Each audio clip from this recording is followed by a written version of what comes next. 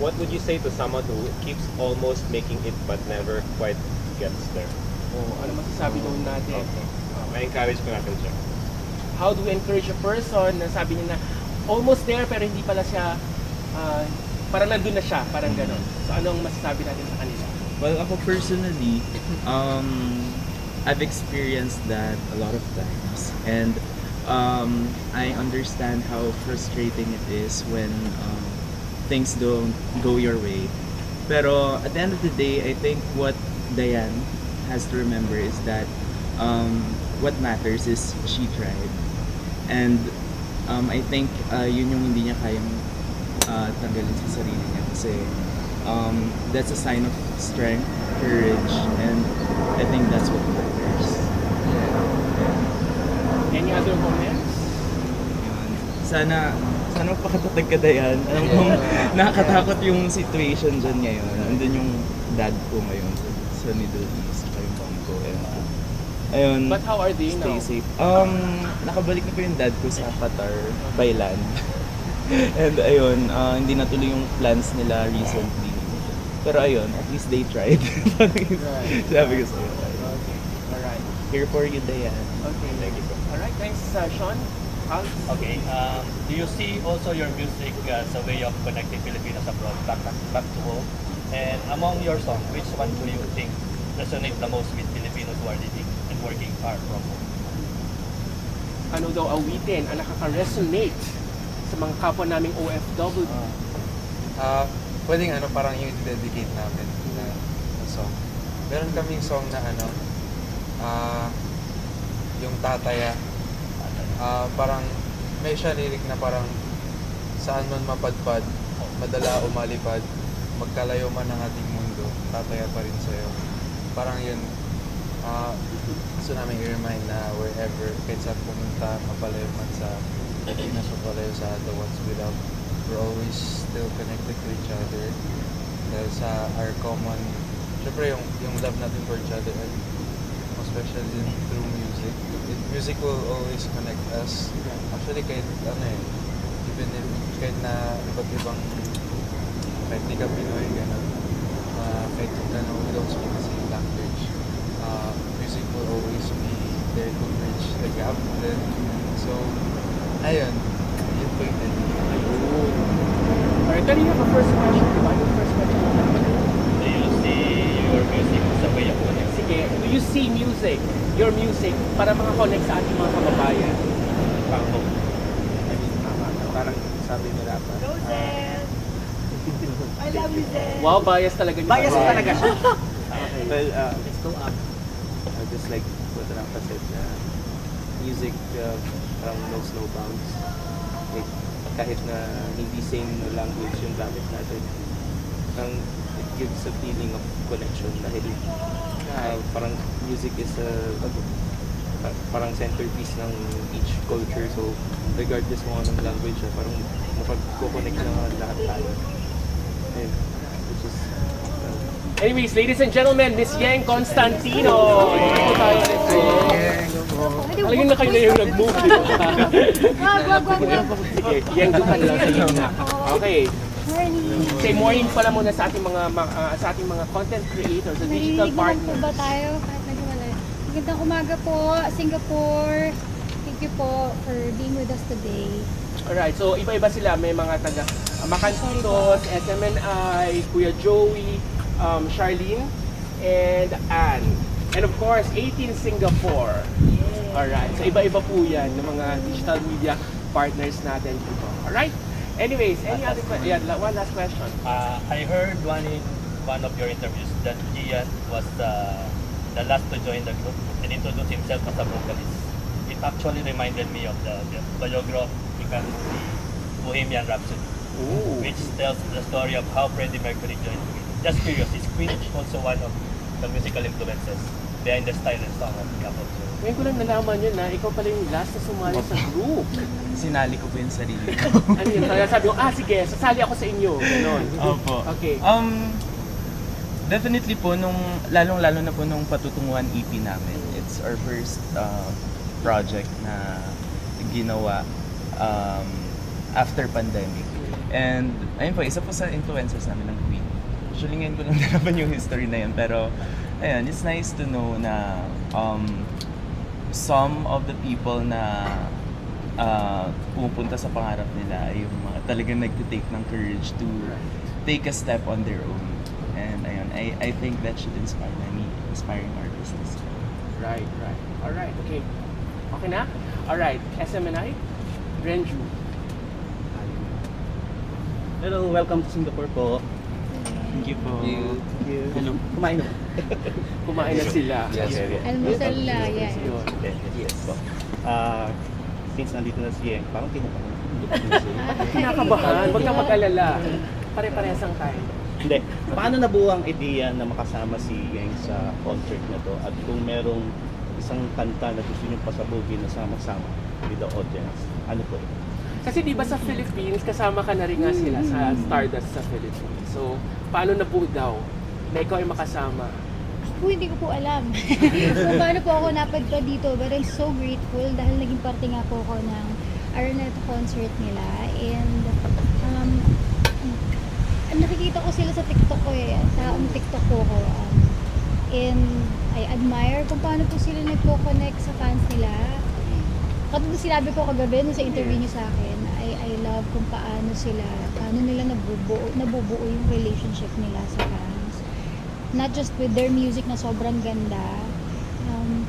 I think yun yung kapangyarihan ng grupo And I'm just so grateful na mapasama and to also learn from them, even ate nila ako sa industry. What did you lang learn po from lagi. them? Ako, by observing, yun talaga how they parang maximize yung paggamit ng social media to connect to their fans. It's very important na pagpahalagahan yung mga taga-suporta. And nararamdaman yun ng fans pag genuine yung love mo and genuine yung love nila sa fans nila. So I think kaya yung connection nila, not just with music pero to each of them, it's very strong. Alright, okay. Next question, Renju. Yes, kung meron kayong isang kanta na gustong sabay-sabay kantahin bukas para sa inyong concert, ano yun at kung ano ang gustong maramdaman ng mga audience sa kanta? Parang sino na? Yung, siguro po yung iba napanood na po yung clip sa TikTok. Kung ano po yung ginawa namin sa Araneta, we'll do it din dito. So that's the purpose of, I guess, bringing me along to bring that experience, yung Araneta in Manila here in Singapore. So abangan niyo po yan. Yes. And to answer po kung paano namin come up yung collab with Ate Yeng. Yung Stardust po kasi ano siya, it's a fictional concept na nasulat namin randomly sa isang hotel namin. And parang 5 siyang planets na nagre-represent ng iba't ibang kinds of energy, of connection, ganyan. And yung segment po namin, it's in the pink planet. A planet which gives honor to our beginnings and the stars that came before us. So nung 3 days sa Araneta, we tried reaching out to 3 very iconic OPM artists. That's Apo Hiking Society, Sir Glock 9, and yung isa po is si Miss Yeng. Gusto namin magdala ng 3 iba't ibang genre ng OPM na nag-inspire sa amin. Oh, ang cute naman. It's a very nice story. Talagang nag-goosebumps ako. Okay, sige. Anyway, sige. Next question, Joey. Hi, welcome to Singapore po. Thank you. So, my question is yung, di ba very popular yung song nyo na Multo, di ba? So, I just want to know, ano pa yung inspiration dun sa Multo? Tsaka, did you expect it na magiging smash hit siya sa audience? Anyone who wants to answer? So yung Multo, sinulat namin ng brother ko, si Kuya Red, nung pandemic. Kasi nung times na yun, meron kaming madaming unresolved feelings na parang di pa kami like masyadong emotionally capable to express it properly. Kaya lahat ng mga hinanakit namin, lahat ng frustrations namin, binost namin sa song na yun. And yun yung namin na yung idea namin is yung hinahon kami ng mga nararamdaman namin kaya parang hindi pa namin kayang bitawan. So doon nagmula yung multo. Ano yun? Develop namin yung idea and we wrote it without na hindi namin in-expect na maabot ng ganitong level to the point na it's been played like paulit-ulit kahit sa paglalabas ka sa palengke, maririnig mo pinapatugtog nung suki mo, gano'n. Pag kahit ngayon na pupunta kami sa iba't ibang bansa na to hear them shouting our song back to us na grabe, nakaka-goosebumps talaga. Tapos ang saya lang din na yung process ng pag-record ng song, kasama ko yung mga itong talented na kabanda ko na to na hindi dahil sa kanila hindi rin nabuhay ng ganito yung song namin to. So very Alright, any other questions, Kuya Joey?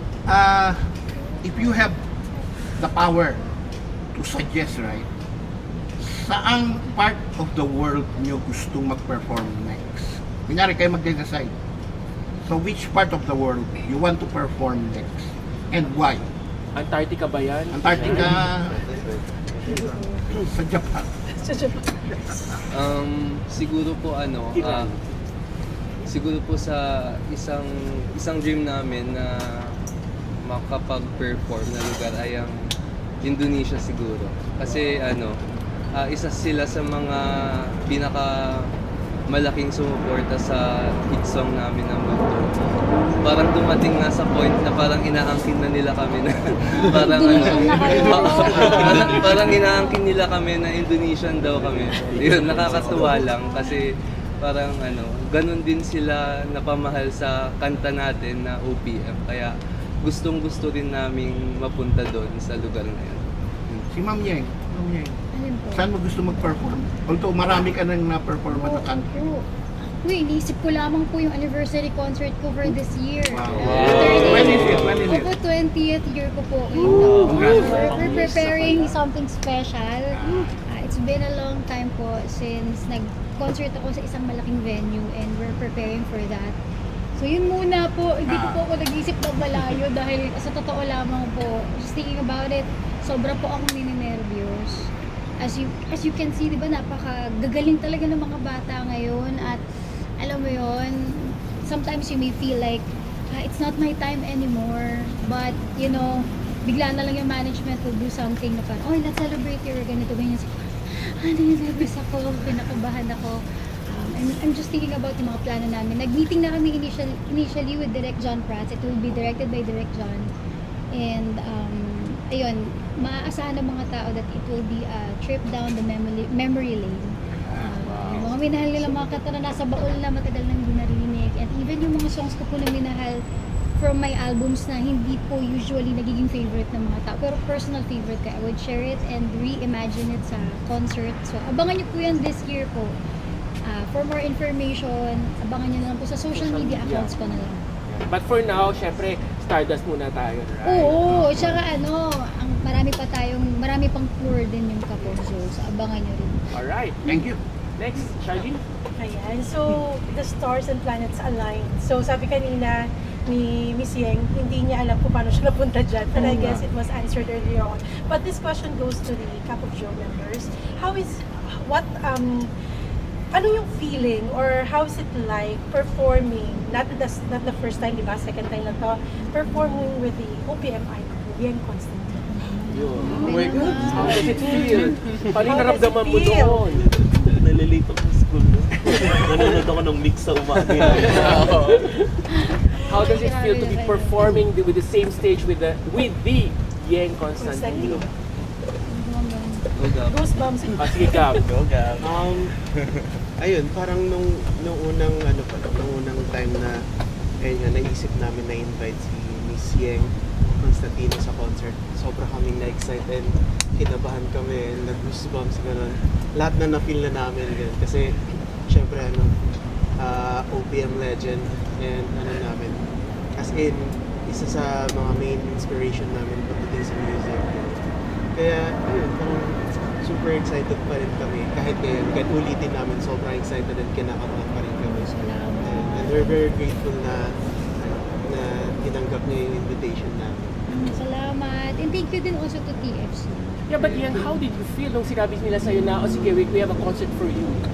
Anong naramdaman mo nun? Yeah, Did you hesitate at nakakasama po first? ako Or of Joe. noon nasa Philippines, yung first time mo na nakasama sila sa, nung in-invite kinila for this concert? Hindi po kasi ako masyadong ma-assume na tao.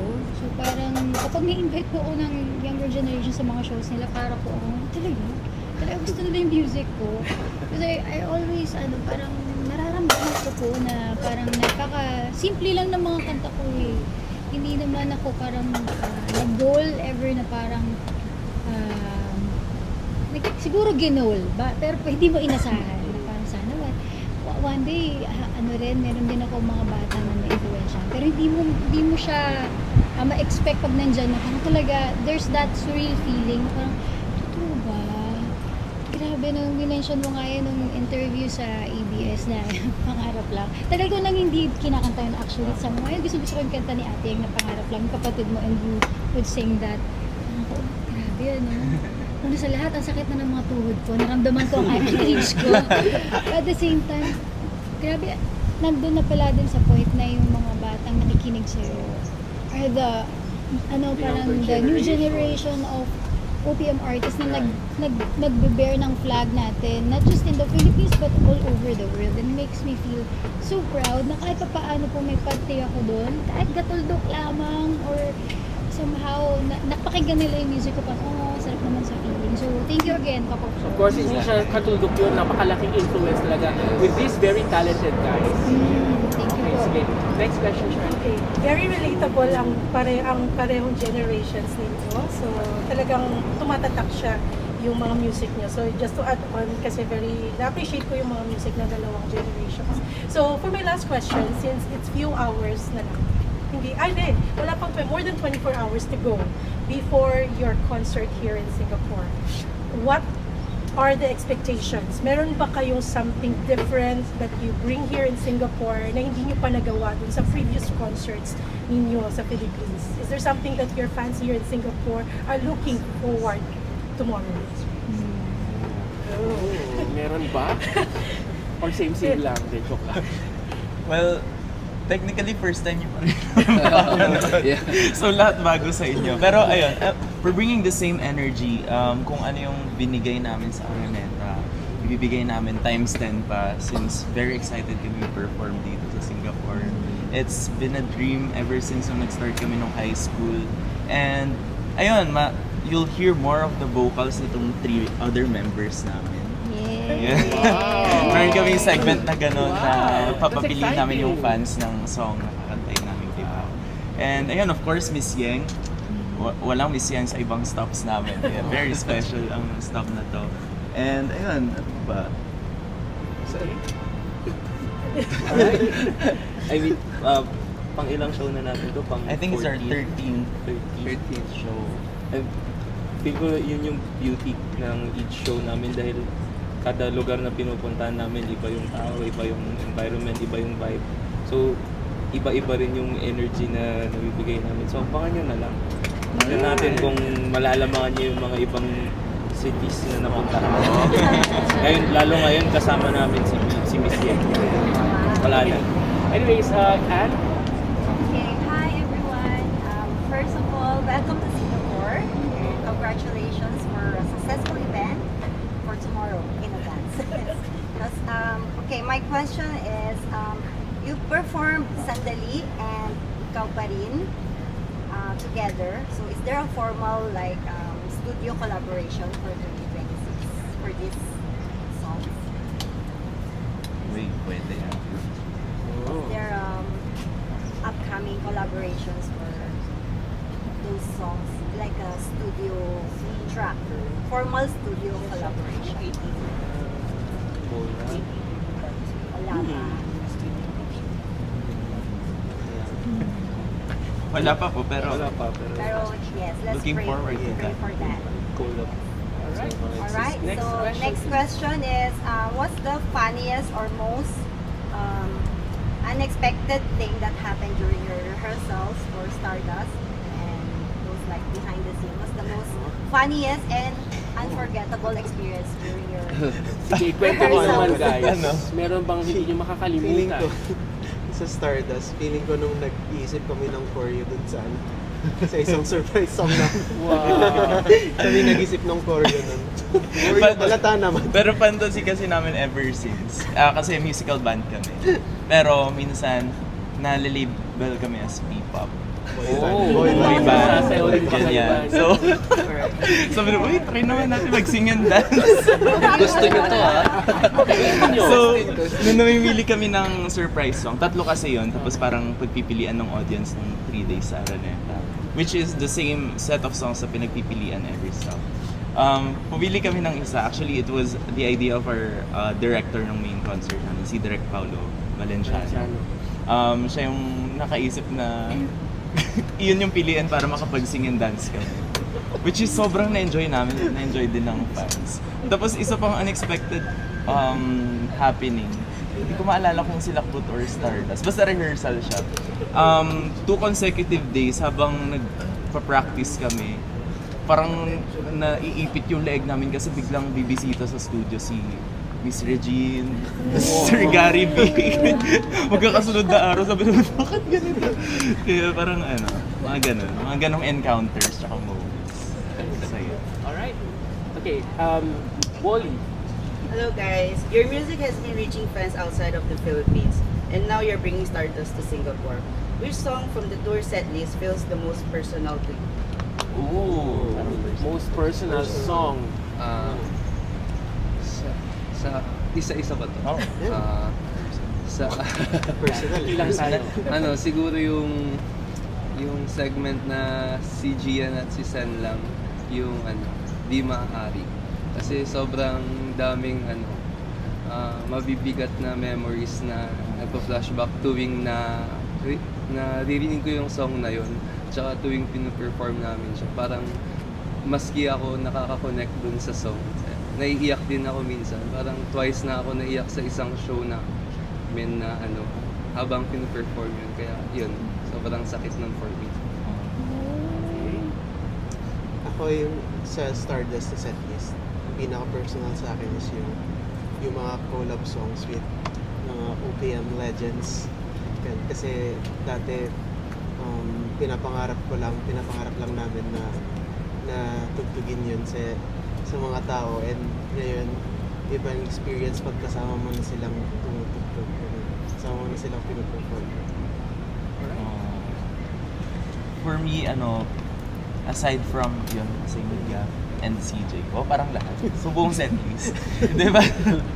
Parang we have this segment, Planet Emerald. It's the green planet. Yun yung planet na kung saan namin nilagay yung mga calm and emotional songs. Tapos parang doon ako nagre-resonate kasi parang yun yung break sa sobrang high energy and hype songs. Doon yung songs na talagang nasulat namin yung mga kanta in our darkest times. And it's so healing to perform it in front of our fans na nakaka-relate din. And it's so nice to feel na part din kami ng healing process. Alright. Wiki. Meron kaming yung ginawa sa concert, yung may 3 songs kaming ginawang medley, which is yung first 3 songs na sa mga first 3 songs na nirelease namin, yung nag-iisang muli sa lahat, tapos hayaan. Gusto ko lang yung moment na yun kasi parang naalala ko yung where we began sa isang classroom lang ng senior high school, tapos looking at the band now na performing in front of ang daming tao. Tapos parang nakaka-proud lang to, and sobrang proud ako sa mga kasama. And then, ako naman, siguro yung track namin na Sandali. Dahil first time ma-showcase yung musicality and parang vocal talent ng mga boys na to. Okay. Hindi ko alam kung hanggang ngayon, maganda pa yung pagkanta namin. And your last question? Last one. So, I'm Filipino blood, but I grew up in Singapore. So, Singapore is my pride. So, my question is, if you have a free day in Singapore, what would you want to do? And any food that you guys want to try? Because here in Singapore is racial harmony. So, there's Malay food, Indian food, and then Chinese food. And of course, Filipino food still. Yes, of course, Filipino food. Of course, but Anong gagawin niyo daw pagka may break time kayo dito sa Singapore? Anybody can answer? Ako maglalak sa hunting. Yun. Yung laksa, yung It's a- soup Ano siya? noodles. It's a very nice Meron food. parang gata. Yeah, parang Patong lang. Seafood. Good choice, good Sarap choice. talaga. Yeah. Same. Ganda lang. Kasama ka na lang sa kanya. Sama na lang kayo sa akin. Parang gusto ko lang. Wala tito. Any other? Anong gagawin niyo? Mag-shopping. Namin kagabi mga around 2 a.m. nag-food hunting kami ng Maggi Goreng. Solid. Nice, mali. Nakahanap kayo? Nakahanap kami. Ito kayo. Saan kayo nakahanap? Anong oras na? Hindi kayo nagyaya. So we're charging. Funny naman, hindi ako sumama sa kanila. Anong Pero ginawa mo? nag-order ako sa Grab. Parehas kami na Yung same na same. At hindi ka pa ron. Alright, with that, sige. Anyways, thank you so much guys. And again, everyone. good luck. I'm sure magiging successful nga ang inyong concert dito sa Singapore and we will see you very, very soon. Okay, with that, Group photo lang with the media. Ito na lang po tayo sa harapan ng artist.